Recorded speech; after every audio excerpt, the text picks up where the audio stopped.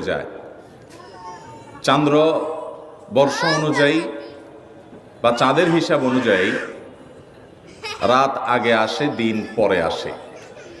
অতএব বৃহস্পতিবার সন্ধ্যা থেকে শুক্রবার শুরু হয়ে যায়।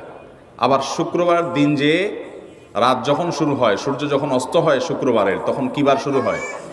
শনিবার শুরু হয়।